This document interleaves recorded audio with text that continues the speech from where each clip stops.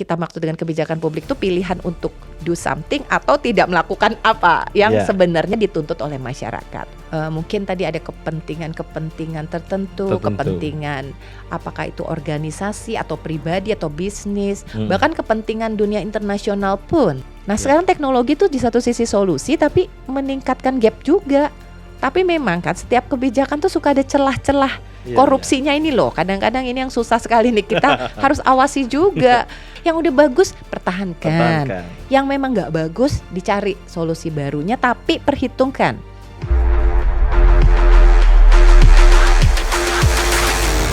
Halo sahabat OMB obrolan meja bundar.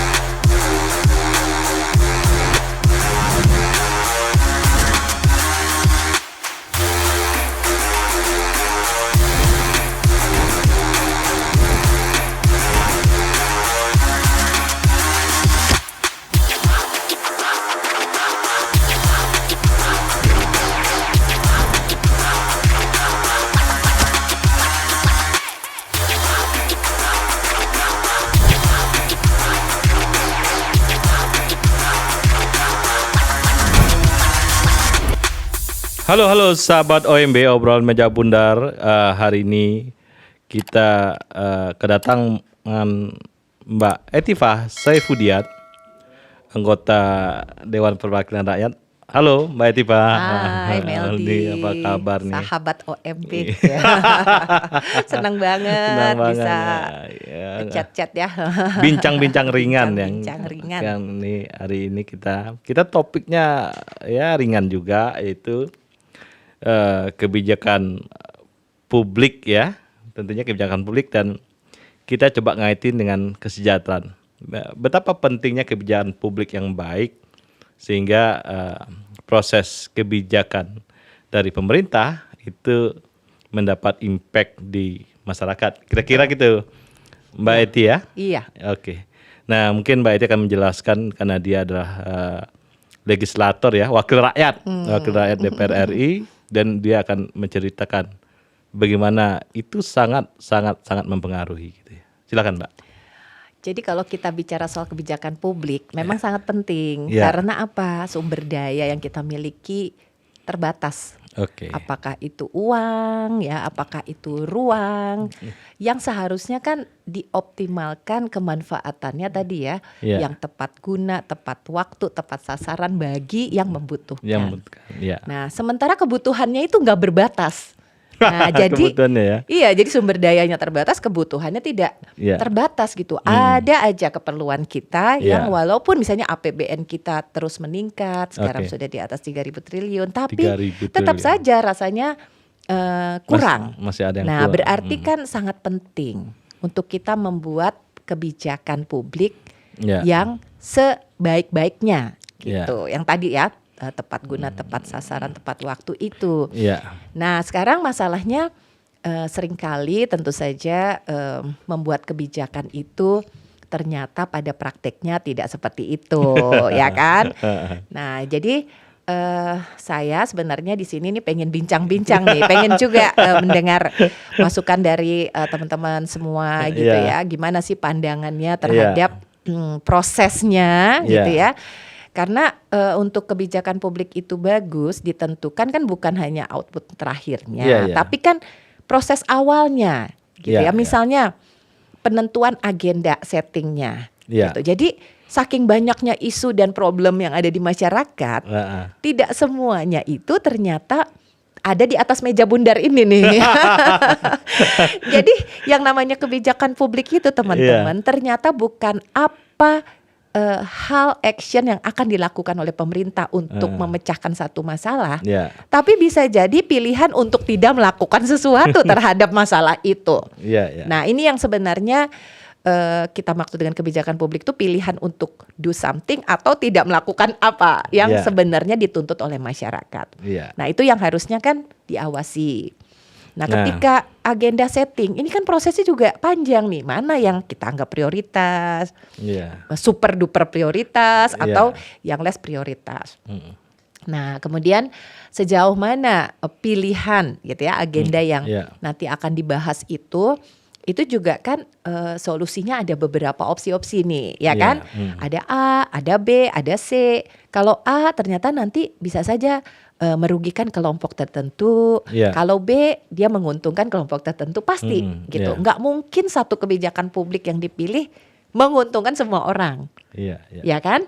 Nah jadi kalau misalnya kita memilih sesuatu gitu ya, kalau menurut pendapat saya, karena saya dulu kan juga aktivis nih sama Pak Meldi, tugas kita adalah memastikan bahwa ada partisipasi publik yang bermakna, sehingga seorang policy maker, apakah kalau kita ngomong pemerintahan kan bisa birokrasi, bisa juga dia legislatif, anggota DPR RI atau DPRD, atau bahkan juga seorang dirut perusahaan BUMN ya. Kan banyak pihak yang mungkin akan menentukan nasib orang banyak, itu mendengarkan dan mempertimbangkan secara sungguh-sungguh masukan publik. Itu sih kuncinya kalau menurut saya ya, keberhasilan. Ada suara dari masyarakat yang perlu ditangkap kan.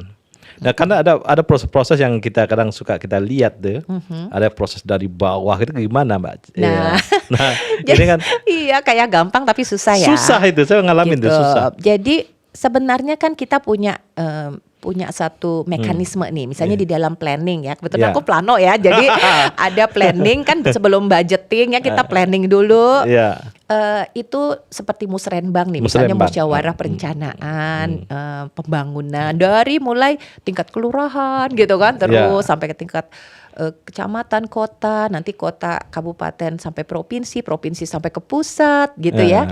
Dan ternyata mungkin hanya sebagian kecil saja aspirasi, harapan-harapan masyarakat yang ditampung, itu yang betul-betul nanti terwujud di dalam suatu program, misalnya rencana kerja dan anggarannya pemerintah, gitu. Jadi itu satu isu ya. Jadi yang diharapkan tidak terwujud. Nah, sementara yang kedua gitu kan, ada aspek teknokratis kan, sebetulnya kan tadi ada proses partisipatif, ada proses teknokratiknya juga. Nah itu menangkapnya gimana gitu supaya lebih banyak atau lebih besar ya kontribusi dari harapan pemerintah itu bisa diakomodir. Karena tadi pertimbangan politisnya masuk, kan kadang-kadang para politisi juga punya pertimbangan lain nih, nitip-nitip ya kan. Sebetulnya seorang politisi, kalau kita bicara kebijakan publik, itu kan ada 3 stakeholder penting ya, masyarakat, politisi. Politisi itu sebenarnya kan mencerminkan aspirasi masyarakat dan dia dipilih masyarakat. Politisi mengawasi dan juga memberikan tentunya input dan bersama-sama pemerintah merumuskan anggaran dan programnya kan. Nah gitu, jadi ada deviasi-deviasi di sini. Nggak selalu suaranya masyarakat diakomodir oleh politisi, tidak selalu suara masyarakat diakomodir oleh teknokrat, tidak selalu politisi mengawasi pemerintah dengan baik atau bermitra, ya gitu. Jadi ini yang harus kita perbaiki terus, sehingga tadi deviasinya itu mengecil, gapnya makin kurang ya. Nah itu optimumnya gimana Mbak? Kadang-kadang di proses menjahitnya itu kan luar biasa, itu seninya juga ada ya. Iya betul, jadi seni dan harusnya juga ada satu sistematika sih. Sebab saya coba mendalami gitu ya proses partisipasi. Sebenarnya bukan tidak ada gitu, di DPR pun akhir-akhir ini kami pun mendorong kan. Misalnya sekarang kita sudah ada media-media sosial di mana masyarakat pun bisa memberikan masukan tentang suatu problem dalam waktu yang cepat ya. Kemudian juga ada media-media lain, misalnya rapat dengar pendapat umum. Kalau kita bikin undang-undang ada konsultasi publik, itu kan wajib. Terus kita ada kunjungan kerja ke daerah, itu kan maksudnya juga merangsang masyarakat untuk menyampaikan kan apa yang menurut mereka penting.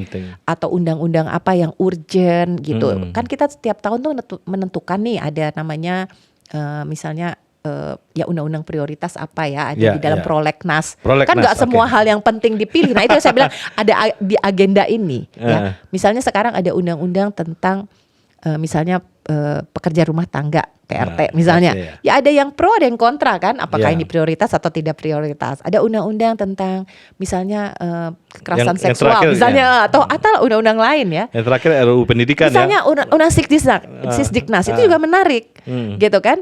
Ada yang merasa bahwa itu sudah urgent, ada yang merasa bisa ditunda.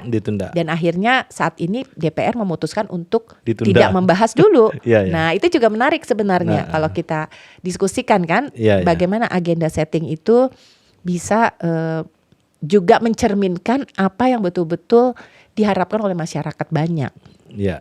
Nah itu masalahnya gini, masalahnya nih ya. Kenapa tadi saya bilang tidak mudah pada prakteknya. Jadi partisipasinya itu sebenarnya ada, tetapi seringkali partisipasinya itu kurang bermakna dalam pengertian mereka yang menyampaikan aspirasi adalah umumnya mereka yang terorganisir baik, yang memiliki akses, terus bisa mengartikulasikan, bisa memanfaatkan media, ya kan? Jadi masyarakat tertentu yang marginal, tidak terorganisir, tidak bisa mengemukakan problemnya, tidak punya akses, jadi nggak terperhitungkan. Kami juga mengakui ya, misalnya RDPU tadi, ini kita mau undang-undang Sisdiknas, yang kita undang siapa? Rektor-rektor perguruan tinggi, misalnya gitu ya. Terus kita undang PGRI gitu, atau kita undang siapa stakeholder pendidikan lainnya. BEM juga termasuk yang kita undang. Tapi kalau misalnya orang tua murid, nah itu jarang-jarang tuh karena itu apa ya kesatuannya gitu. Mungkin ada komite, tapi kira-kira gimana dia tidak secara nasional punya power untuk bisa mengartikulasikan kepentingan, atau siswa itu sendiri yang anak-anak SD, SMP, PAUD, nah itu gimana suaranya? Karena kan anak-anak dianggap nurut aja sama guru atau orang tuanya ya, jadi nggak punya, tidak terakomodir tuh harapan dan apa yang mereka butuhkan. Misalnya masyarakat disable, kelompok difabel juga kadang-kadang tidak terperhitungkan ya nasibnya gitu, atau guru-guru honorer nih sekarang mulai terorganisir, akhirnya bisa mengemukakan hasratnya. Itu salah satu problemnya. Juga biasanya yang melakukan lobby politik, menyampaikan aspirasi adalah kelompok-kelompok yang juga kadang-kadang punya vested interest. Jadi punya kepentingan kelompok yang tidak selalu sama dengan kelompok yang lebih luas. Walaupun iklim demokrasinya udah dibuka gitu ya, partisipasinya dibuka, tapi tetap ada bias-bias, gap-gap di situ ya. Gitu. Dan dalam ada proses yang kadang-kadang Mbak, yang di kebijakan publik itu kalau biasnya minor sih nggak masalah. Ada juga kadang yang jauh gitu loh. Iya, betul sih. Itu juga. Betul. Nah ini yang mungkin tidak mudah ya. Kadang-kadang kita melihatnya karena tidak selalu tampak di permukaan juga kan. Di balik layar terjadi mungkin tadi ada kepentingan tertentu, kepentingan apakah itu organisasi atau pribadi atau bisnis, bahkan kepentingan dunia internasional pun masuk ya. Masuk bisa kan. Jadi kita sudah dengan era seperti ini, tentu saja banyak kepentingan dari negara-negara lain pun terhadap negara kita, bangsa kita sebagai pasar yang besar ya, sebagai satu negara yang sedang berkembang. Nah, tentu kepentingan ekonomi maupun kepentingan politik ya, keamanan dan lain-lain itu pasti akan mempengaruhi juga satu kebijakan publik yang sedang disusun. Nah, kita juga tapi kalau kita lihat dari prioritas tadi Mbak, kan ada concern anggaran ya.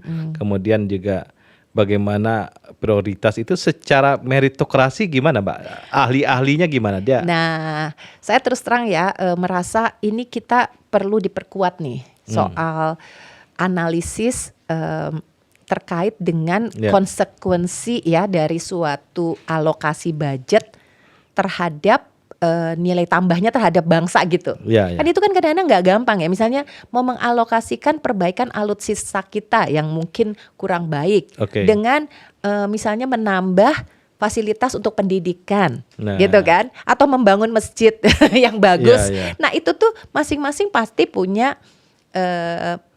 pertimbangan yang mungkin kalau dikuantifikasi itu kadang-kadang masyarakat kan tidak bisa ya jadi seperti itu ya. Jadi ini harusnya ada budget analisis gitu dan atau budget konsekuensi setiap kebijakan tuh apa dan nilai tambahnya itu kepada masyarakat itu seperti apa. Jadi dari setiap rupiah gitu. Kalau kita bisnis kan juga gitu nih. Misalnya punya uang 50 juta mau buka kos-kosan atau mau ya kan, atau mau jualan kuliner atau kita mau melakukan bisnis lain, kira-kira dengan uang yang sama itu semua kan mungkin mendapatkan keuntungan, tapi apa hal-hal itu ya gitu sebenarnya itu juga bisa digunakan di dalam kebijakan publik, tapi tidak sesimpel kalau kita mau bisnis ya keuntungannya, karena kadang-kadang nilai tambah di dalam kebijakan publik kan tidak selalu rupiah ya, tapi seharusnya itu bisa diperhitungkan. Misalnya ketika COVID gitu, berapa ratus triliun gitu kan anggaran kita, tapi yang lain semua dipotong. Nah akhirnya kita harus pilih dulu, mau memastikan bahwa ini bisa terkendali, karena kalau tidak juga ekonomi kita tidak akan bisa berjalan atau tidak bisa pulih. Nah, kalaupun mau memecahkan masalah COVID, apanya gitu kan yang mau kita ini, apa mau membangun rumah sakitnya, mau membeli peralatan APD-nya, atau membuat riset yang terkait dengan vaksinasi dan sebagainya. Jadi sebetulnya menjadi seorang pembuat kebijakan itu sangat sulit ya. Sebetulnya. Nah, ada yang menarik buat masyarakat. Dia sampai masuk di prolegnas itu gimana nih ininya? Nah, ini menarik. Nah, karena itu menyangkut nanti prioritasnya kan. Betul. Nah, jadi misalnya contohnya ya, kami sekarang sedang membahas undang-undang yang sudah masuk di prioritas tentang kepariwisataan. Nah, undang-undang ini karena sudah cukup lama gitu ya, dan dianggap kurang mengakomodir perkembangan terakhir. Misalnya kemudian sebelumnya kami baru mensahkan undang-undang tentang keolahragaan, karena banyak hal baru, misalnya ada e-sport lah yang mungkin tadinya nggak dianggap sebagai olahraga tidak gitu masuk ya, nomenklatur ya. Terus juga mungkin bagaimana dukungan kepada atlet, pelatih dan lain-lain, karena kita pengen nih Indonesia berprestasi dan sebagainya. Nah itu penting atau enggak ya dibandingkan dengan misalnya Sisdiknas tadi gitu. Jadi ini jadi sangat relatif kan gitu. Ketika kita memperjuangkan, maka suara itu sangat penting, dan pressure dari masyarakat juga sebenarnya penting. Ada undang-undang yang berbelas-belas tahun menanti sampai dia bisa masuk prolegnas. Kadang-kadang momentumnya belum ketemu pada saat itu. Ini politik ada momentum juga ya. Politik selalu terkait dengan momentum. Jadi ketika gitu ya masyarakat mulai menyadari bahwa sesuatu itu menjadi urgent, itu akan lebih mudah bagi para policy maker untuk tadi kan punya argumen yang kuat gitu bahwa saya ingin mengusulkan ini gitu ketika ada satu perubahan ataupun ada kasus tertentu. Nah kadang-kadang seperti itu, kemudian masyarakat bersuara. Sekarang nih ya thanks to medsos juga gitu, karena bahkan presiden pun sangat memperhitungkan sekali masukan-masukan netizen. Saya juga kayak gitu juga sih, terus terang. Kalau ada satu masalah misalnya tadi ya ketika kita COVID gitu, saya kan tinggal posting gitu, teman-teman, bapak ibu guru, orang tua gimana nih sekolahnya pada masa COVID, karena sekarang kita harus belajar dari rumah. Kan ratusan komen dong masuk gitu ya, dari mulai saya nggak punya handphone yang bisa digunakan untuk belajar, nggak punya perangkat, saya internetnya di sini nggak ada. Ada yang bilang ini saya harus cari internet tuh ke kota, atau kemudian ada juga yang mengatakan bahkan listrik pun di sini masih biarpet gitu. Guru-guru kami nggak ngerti caranya pakai Zoom dan macam-macam gitu keluhan. Nah itulah yang kemudian kita bikin panja gitu, panitia kerja. Oke, belajar di masa COVID kira-kira seperti apa. Kemudian kita panggil provider. Oh berarti perlu ada dukungan misalnya internet gratis ya, pulsa dan macam-macam lah ke policy yang diupayakan untuk mengakomodir masukan-masukan publik tadi. Jadi sebenarnya media sosial itu cepat sekali memberikan kita semacam survei kan, suara. Feedback lah ya. Iya, tapi kembali berarti yang mereka bisa kasih masukan ke kita yang punya akses ke internet atau punya handphone biasanya kan. Adik saya tapi gini, ibu saya tapi gini, tetangga saya tapi gini. Tapi setidaknya mereka bisa jadi channeling aspirasi. Nah, bagi mereka-mereka yang ternyata di pedalaman atau apa, nah suaranya gimana didengarnya? Kalau mereka tidak bisa menggunakan media teknologi.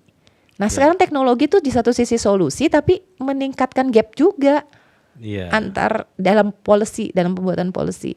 Kan banyak nih, misalnya sekarang pemerintah kasih solusi nih. Misalnya apa, pelatihan pelatihan gitu ya. Iya.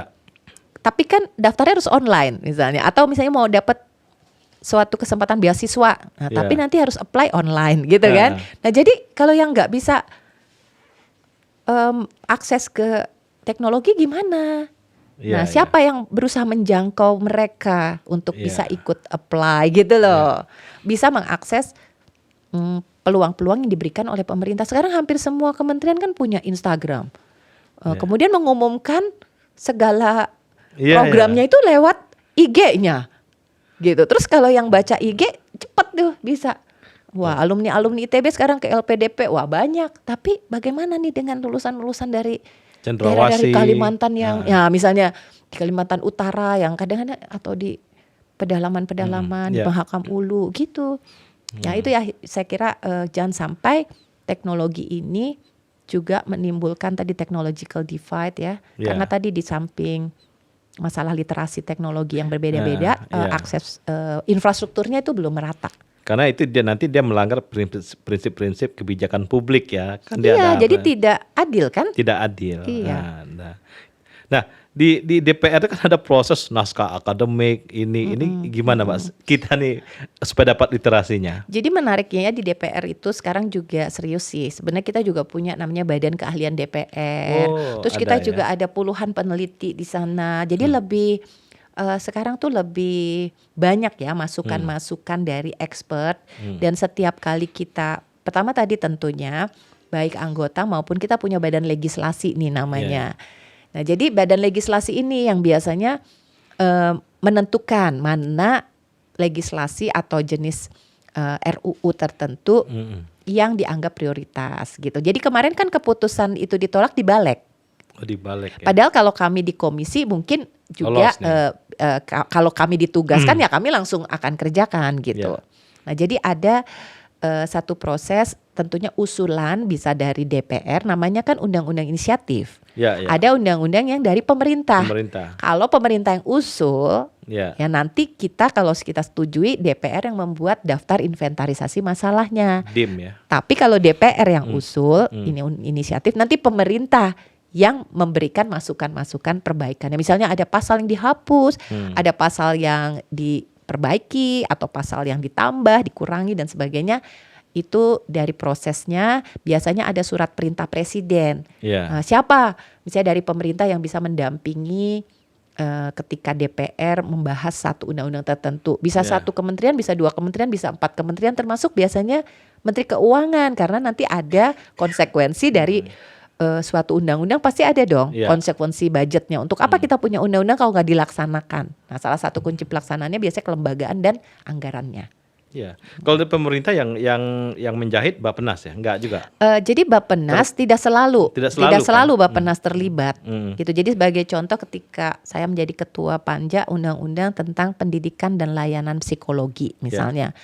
Jadi di situ ada Kumham gitu ya, Kemenkumham. Biasanya Kumham yang jadi wakil pemerintah untuk aspek perundang-undangannya. Nah, terus kemudian ada mungkin nanti dari kementerian lain yang teknis. Gitu misalnya Dikbud, Ristek, kemudian nanti ada kementerian mungkin kesehatan karena ini menyangkut psikologi gitu ya, kementerian sosial dan lain-lainnya gitu. Jadi ada beberapa, tidak selalu Bappenas yang terlibat kalau untuk pembahasan undang-undang ya. Gitu. Tetapi ada yang namanya trilateral meeting kalau untuk penentuan anggaran dan kegiatan. Jadi keuangan, Bappenas sama kementerian sektor terkait nih. Waktu itu kalau membahas nanti APBN, APBN dan tentu saja APBN perubahan jika ada. Itu yang membahas anggota dewan atau ahli-ahlinya? Biasanya yang membahas tentu saja kan kementerian terkait tuh punya usul dulu. Nah nanti dia paparkan di hadapan raker, namanya raker. Nah jadi di dalam raker misalnya seperti raker ada beberapa jenis raker. Dari mulai raker ketika apa rencana anggaran tahun 2023 misalnya gitu kan. Itu udah kita tentukan dari tahun lalu nih, tahun 2022 dong. Gitu. Nah nanti hari-hari ini kita raker lagi. Mereka harus melaporkan pelaksanaan tahun 2022 seperti apa.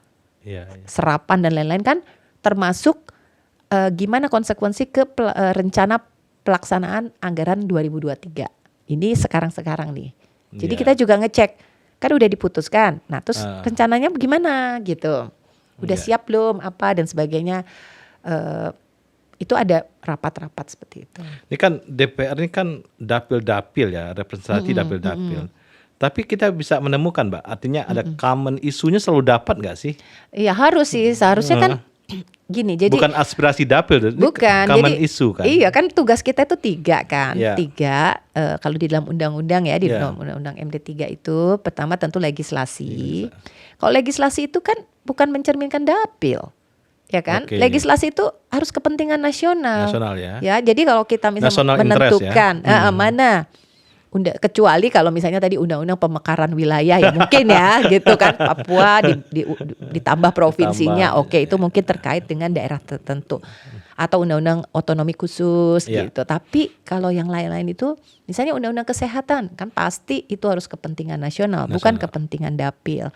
Nah, kemudian setelah legislasi anggaran pun seperti itu. Iya, iya. Sebetulnya tidak boleh ya kita memprioritaskan daerah tertentu.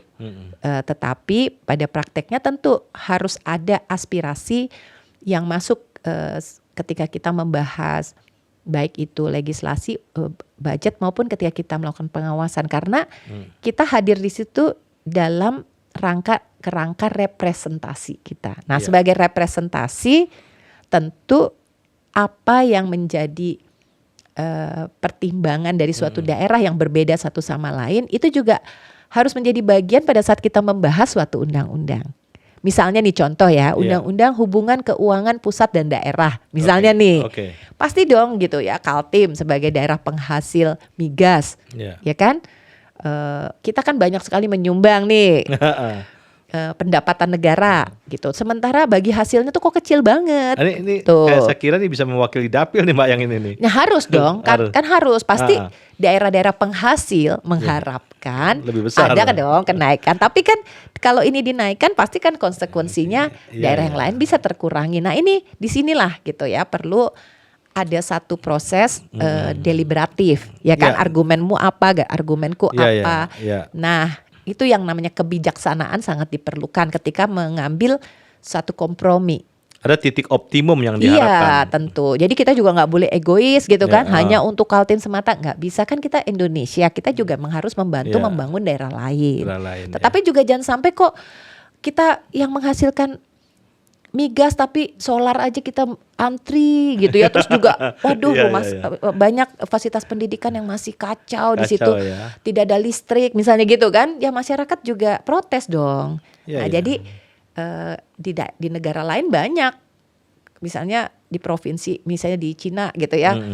Ya diutamakan dulu pelayanan dasar di provinsi penghasil bagus, baru nanti sisanya dibagikan ke share daerah lain. Misalnya seperti itu. Nah, tapi kan Indonesia kita punya cara lain ya untuk menjaga persatuan dan kesatuan kebinekaan ini. Jadi ya alhamdulillah sih gitu ya.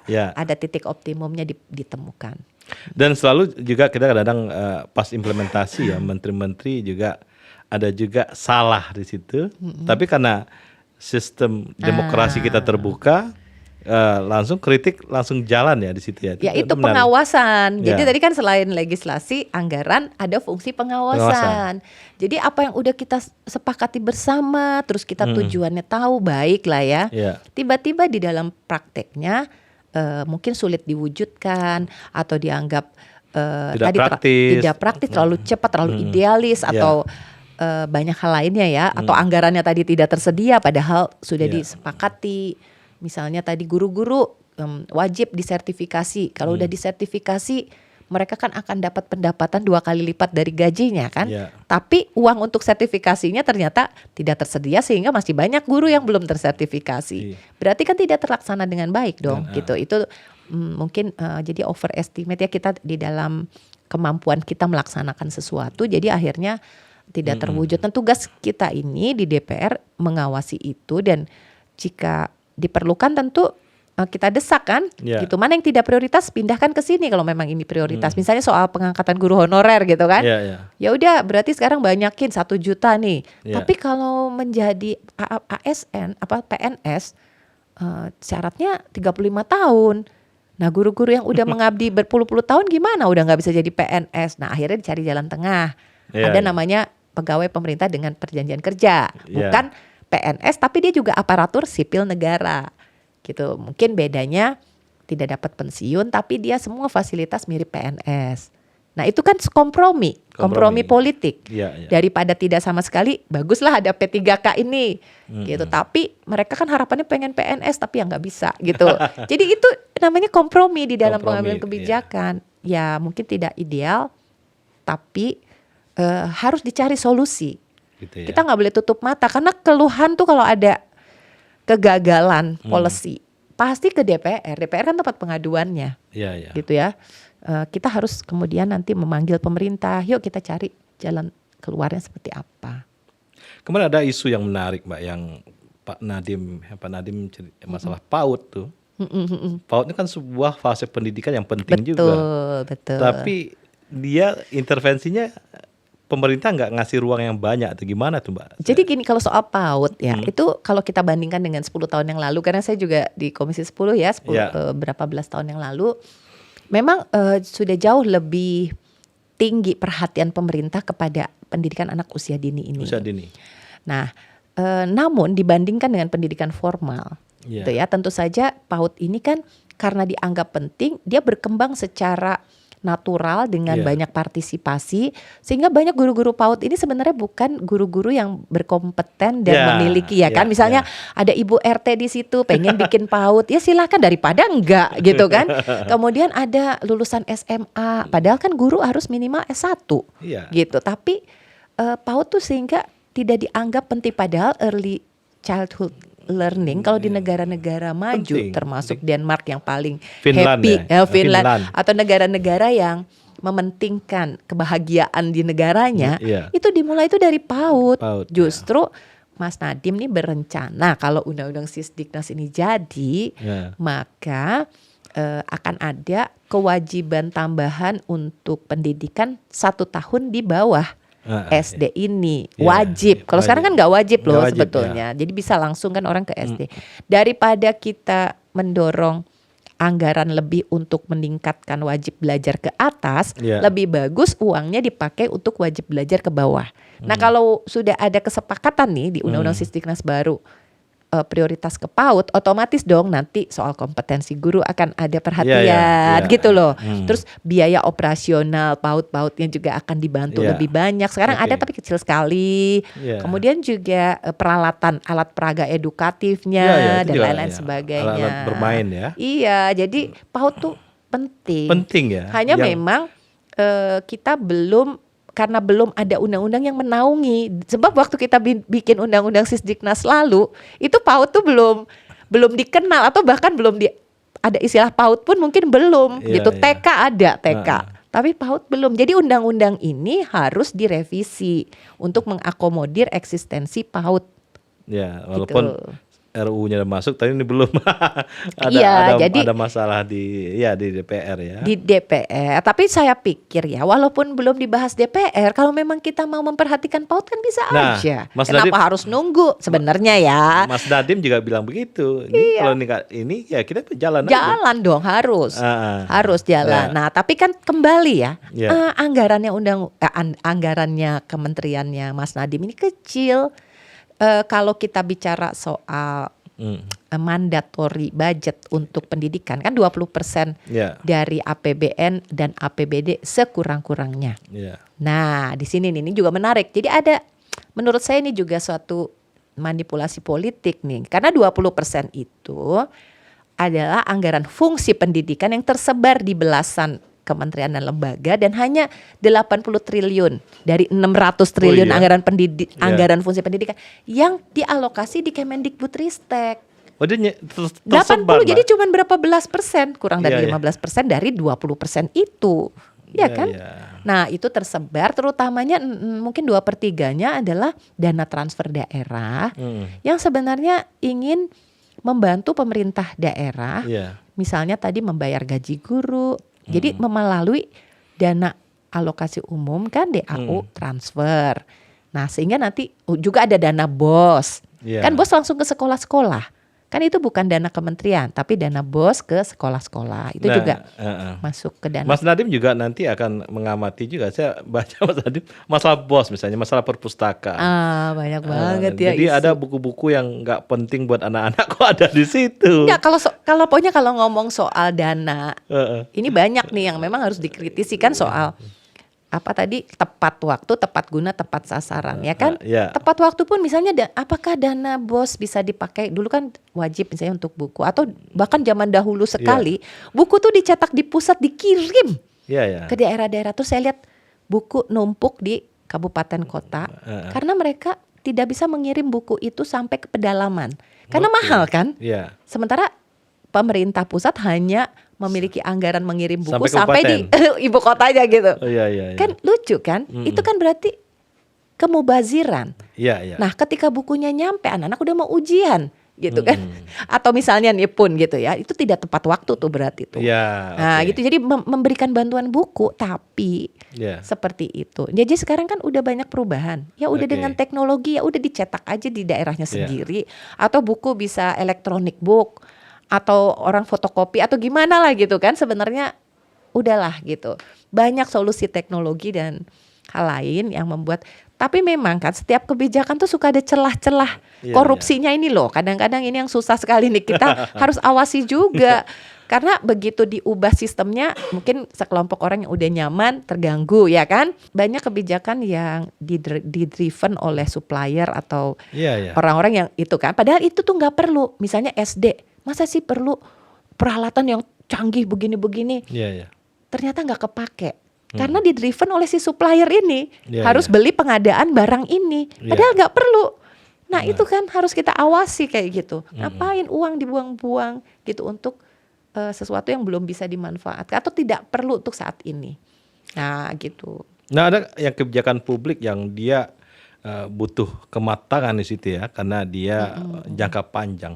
Nah gimana Mbak, kalau kebijakan publiknya darurat, nah ini apa? Apakah lebih ke pemerintah heavy atau gimana? Iya sih, kayak sekarang kan kita ada perpu tuh ya, karena misalnya darurat COVID, ya kan. Seharusnya kan setiap rupiah itu dibahas dengan DPR, tapi karena harus cepat, kita memberikan kewenangan kan dengan perpu itu kepada Menteri Keuangan kan. Jadi Menteri Keuangan tuh bisa setiap saat tiba-tiba dengan alasan refocusing anggaran tertentu dipotong. Dan bisa saja anggarannya itu untuk beasiswa atau whatever yang sangat penting juga sebenarnya. Pernah terjadi ya? Sering kalau sekarang begitu. Jadi berarti heavy di Kementerian Keuangan gitu. Padahal sebenarnya setiap sektor gitu ya punya prioritas juga yang bahkan justru harusnya ditambah anggarannya, bukan dipotong. Kan kita sekarang belajar dari rumah itu harus lebih efektif. Justru harus ditambah anggarannya, termasuk parenting. Kan orang tua tuh banyak yang bingung loh. Tiba-tiba jadi guru di rumah. Mereka tuh kan perlu dilatih juga kan, diberikan bimbingan. Mana anggaran parentingnya? Padahal itu saya bilang penting loh. Tapi itu tidak dianggap prioritas. Nah jadi ada juga frustasi kita nih jadi DPR sebagai perempuan, ibu dari 4 anak, punya cucu, tahu kan susahnya. Udah punya cucu Pak? Udah.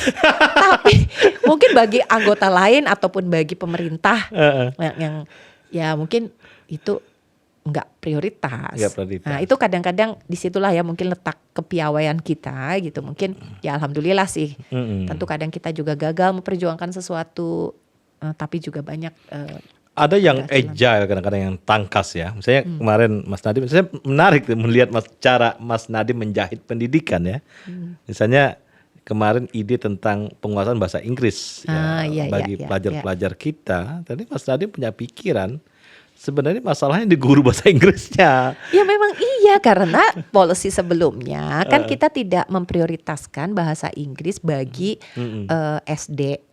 Gitu ya. Jadi nanti sesudah SMP baru diberikan pelajaran bahasa Inggris. Dan itu udah too late gitu kan. Sebenarnya kita semua tahu lah gitu. Ya terima kasih juga dengan teknologi. Saat ini sebenarnya anak-anak kita tuh banyak yang belajar sendiri gitu lewat YouTube. Anak-anak kecil-kecil tuh udah fasih gitu ya karena bahasa Inggrisnya, dia belajar otodidak gitu. Tapi guru karena memang tidak dicetak.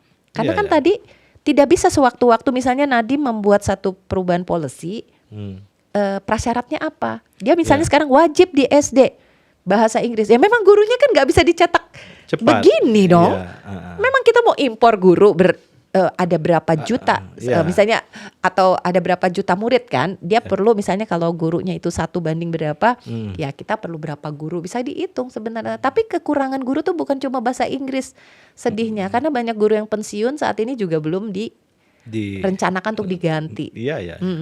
Kan kalau kita lihat PISA ya, kan 2 sebenarnya. Satu adalah masalah literasi itu bahasa ya. Kemudian number nih matematik dan numerical ya. Itu juga ada problem di situ. Nah, ini kan concern penting ya, dan kendalanya terutama kadang-kadang ada juga kendala, misalnya diwajibkan misalnya kelas 1 SD itu diwajibkan udah bisa baca. Nah, ternyata di model-model Finland tidak. Dan sekarang pun juga kita tegaskan ya, tidak seperti itu. Nah, ini kadang-kadang kebijakan gini ya, kadang-kadang kebijakan itu mengatur sangat umum, tapi detailnya dia nggak diatur gitu. Nah, kemarin saya ngelihat ada aturan baru bahwa minggu ini pelajaran ini tuh diatur secara nasional. Aduh, jadi ini juga ya soal nasional, dan juga soal bagaimana ya kita memberi otonomi. Itu memang selalu ada harus balance. Jadi mana hal-hal yang sebetulnya itu harus menjadi standar, tapi mana yang kita berikan keleluasaan. Ini memang serba salah ya. Kayak dana juga kan dulu dana BOS langsung ke sekolah. Ternyata banyak juga sekolah yang bingung membuat RAB di sekolah, atau ada atau apa ya, mungkin penyalahgunaan juga ada gitu, karena dia tidak memiliki kompetensi untuk membuat perencanaan bagi dirinya sendiri. Jadi memang tidak mudah membuat suatu transformasi ya, karena harus ada kesiapan infrastruktur kelembagaannya, kompetensi orang-orangnya, kemudian juga tata kelolanya ya kan, gitu. Jadi kita memang mungkin di sini Mas Nadiem itu sering dipertanyakannya seperti itu karena dia melompat ke depan, gitu ya. Tapi kesiapan di dalam pelaksanaannya tuh sering dianggap keteteran, gitu. Jadi banyak yang akhirnya frustasi kan orang kan, gitu. Misalnya sekarang kurikulum baru, gitu. Kurikulum baru ini dengan kurikulum Merdeka tuh sangat berbeda dengan sebelumnya, dan saya setuju sebenarnya, karena kurikulum ini majemuk, artinya mengajarkan anak sesuai kemampuannya. Jadi bukan misalnya di akhir semester atau akhir tahun kamu harus menyelesaikan buku paket ini semuanya sama, kemudian di ranking dan sebagainya. Nggak gitu, nggak kayak zaman kita dulu. Nah, berarti kan gurunya tuh harus bisa mengajar dengan keberagaman. Oh, anak ini baru bisa menjawab halaman 5, kita ikuti. Yang ini udah halaman 10, kita ikuti. Dan setiap anak tuh harus dilihat talentanya apa. Nggak gampang loh bagi guru. Banyak guru yang sekarang juga, makanya kita juga harus tadi sosialisasi, pelatihan dan sebagainya. Kalau perlu ya juga memang ada regenerasi atau kaderisasi dalam tenaga pendidik yang lebih mampu kan untuk juga mengikuti perkembangan zaman. Ya begitu. Memang nggak mudah. Harus komprehensif. Misalnya tadi PAUD berubah, SD berubah, SMP berubah, SMA berubah. Perguruan tingginya nggak berubah. Misalnya di sini kita udah memberi kebebasan. Pas tes perguruan tinggi tetap pakai tesnya itu misalnya mata pelajaran, ya pasti aja nanti orang pada kursus kalau kita ini bimbel gitu kan. Padahal maksud kita tuh nggak kayak gitu. Jadi harus konsisten semuanya. Gitu. Dan pendidikan sangat penting ya sebagai sebuah kebijakan, karena nanti impactnya besar ya, karena ada yang penerima Nobel yang riset SD Impress, SD Impress itu dia menunjukkan bahwa itu pengaruhnya besar.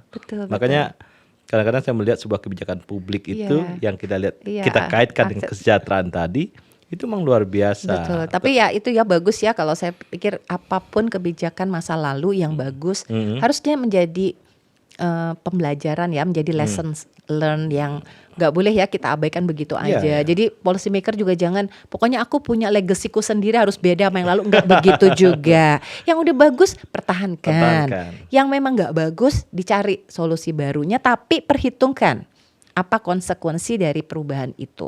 Jadi kita bisa melaksanakannya, kalau perlu bertahap kan, nggak apa-apa. Problemnya gitu, kalau nanti pemerintahnya ganti, ini orang udah mulai mikir, aduh kalau presidennya bukan Jokowi gimana ya? Misalnya IKN berlanjut enggak? Terus juga kalau menteri nanti bukan Nadiem gimana dan sebagainya. Jadi mohonlah gitu ya ke depan, barangkali kita sebagai pembuat kebijakan gitu ya, memperhitungkan keberlanjutan ini, dan juga lebih open minded ya kepada pengalaman di masa lalu dan juga belajar dari pengalaman negara lain pun nggak ada masalah. Pokoknya mana yang terbaik untuk masyarakat harus itu yang kita pilih dan tolong diawasi oleh masyarakat sendiri. Iya. Sebenarnya kan produk-produk kebijakan kita ada yang bagus. Misalnya Puskesmas kan produk Indonesia, genuine Indonesia. Iya, walaupun itu orde baru ya kan, Iya, nggak apa-apa dong, gitu pertahankan.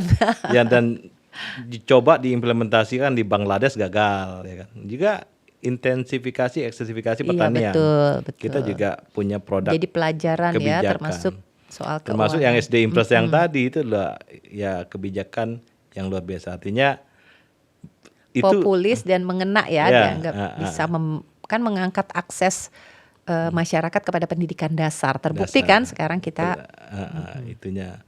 Nah, visa itu ternyata saya baru tahu tuh.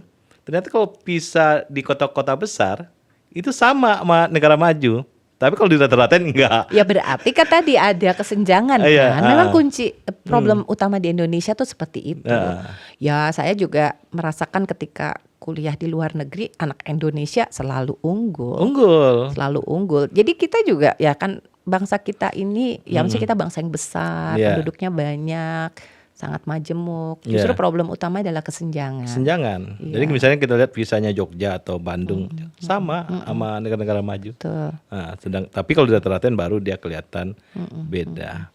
Mbak Eti, Pak, makasih. Ini apa terakhir apa nih tentang kebijakan publik yang penting banget apa Mbak Eti?